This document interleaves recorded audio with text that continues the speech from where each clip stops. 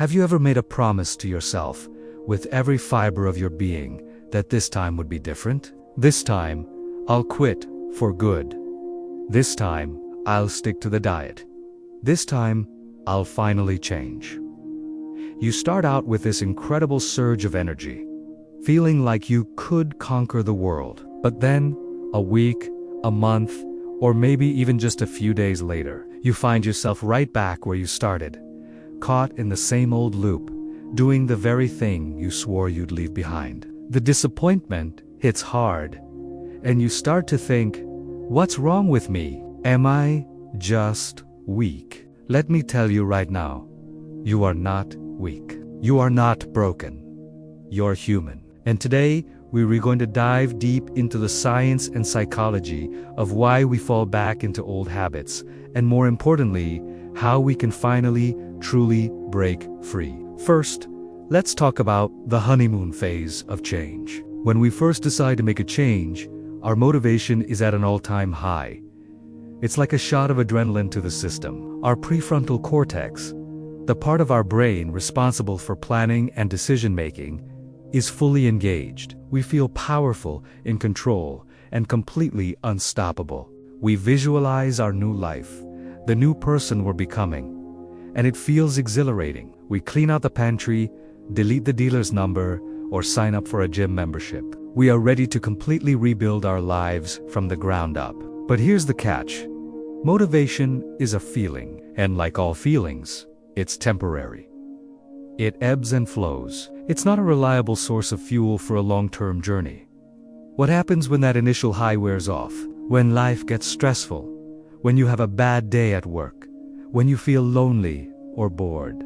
Your brain, in those moments, doesn't prioritize your long-term goals for progress. It defaults to its most primal instinct, seeking comfort and safety. And what is the most comfortable, familiar, and safest thing it knows? Your old habit. Think of your old habits as well-worn paths in a dense forest. For years, maybe even decades, you've walked these paths. They are deep, wide, and easy to navigate. Your brain can travel down them on autopilot without expending much energy. A new habit, on the other hand, is like trying to forge a brand new path through that same forest with a machete. It's hard work. It requires conscious effort, focus, and a tremendous amount of mental energy. So, when your resources are low in, you're tired, stressed, or emotionally drained, which path do you think your brain is going to choose? The easy, familiar one. It's not a moral failing. It's a matter of neurological efficiency. Your brain is designed to conserve energy, and old habits are the ultimate energy-saving shortcut. These habits feel safe, even when they're actively harming us. The smoker reaches for a cigarette during a stressful meeting. The overeater turns to junk food after a fight with a loved one. The procrastinator opens up social media when a big deadline is looming. In that moment, the habit provides a temporary escape from the discomfort. It's a predictable pattern with a predictable, albeit fleeting, reward. It numbs the pain, quiets the anxiety, and offers a momentary sense of relief. Even if we know it's a destructive choice in the long run, the immediate comfort it provides can be overwhelmingly seductive. So, we relapse. We fall back. And what comes next is arguably the most dangerous part of the entire cycle. The guilt, a wave of shame and self-loathing washes over us. We berate ourselves. I'm such a failure. I have no willpower. I'll never change. This internal monologue is incredibly painful. The emotional pain of our perceived failure becomes unbearable. And what does our brain want to do when faced with unbearable pain? It wants to escape. It seeks comfort. And so, where do we turn for that escape? You guessed it, right back to the very habit we're trying to quit. This is the vicious loop of self-sabotage. You feel pain or stress. You escape into the old habit for temporary relief. You feel immense guilt and shame for and that guilt creates even more pain, which drives you right back to the habit for another escape. Pain, escape, guilt, repeat. It's a self-perpetuating cycle, a prison we build for ourselves brick by brick. And unless we can step back and understand this mechanism, we will remain trapped inside it, wondering why we can never seem to make lasting change. We end up fighting ourselves, and it's a battle we can't win. So, how do we break out?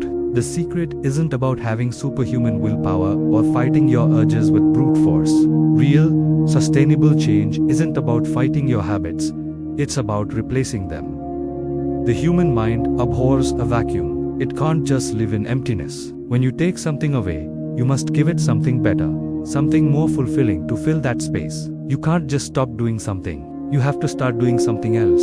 This is where the concept of habit replacement comes in. Instead of just trying to not smoke, you replace the act of smoking with a new, healthier ritual. Maybe when a craving hits, you do 10 deep breathing exercises. Maybe you go for a brisk 5-minute walk. Instead of just trying to stop gambling, you fill that time and mental space with something productive. You could start journaling, reflecting on your goals and your feelings. You replace the thrill of the bed with the satisfaction of self-discovery. Instead of trying to stop overeating out of loneliness, you actively seek out connection. You call a friend, join a community group, or volunteer. You replace the temporary comfort of food with the genuine warmth of human connection. The key is to identify the trigger and the reward of your old habit. What feeling or situation triggers the urge? And what feeling or reward are you seeking from the habit? Once you understand that, you can design a new, healthier behavior that addresses the same underlying need. If the trigger is stress and the reward you seek is relief, find a healthy activity that provides relief like exercise, meditation, or listening to calming music. You're essentially giving your brain a new, better path to walk down when it encounters that old, familiar trigger. Every single time you choose this new, better path of awareness, once you are actively rewiring your brain, you are starting to carve out that new trail in the forest. The first few times, it will feel difficult and unnatural, but with repetition, that new path becomes more defined, easier to walk. Each choice is like a vote for the person you want to become. One healthy choice won't transform you overnight, but hundreds of them, stacked on top of each other, will fundamentally change who you are. It's crucial to understand this. Falling back is not failure. It's part of the process. It doesn't mean you're broken or that you've lost all your progress. It simply means your old self, that old programming, is trying to survive.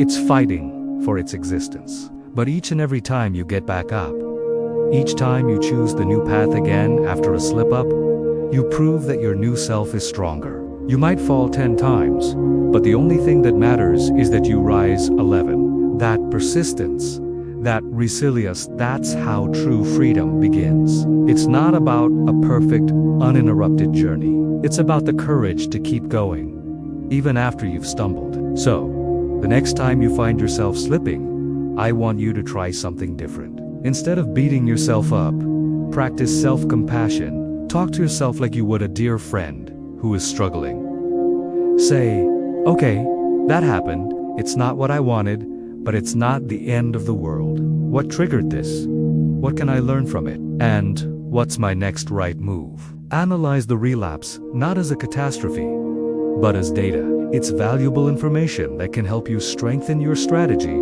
for next time. Maybe you need a better replacement habit. Maybe you need more support. Maybe you need to avoid a certain trigger. Every stumble is a lesson in disguise if you're willing to look for it.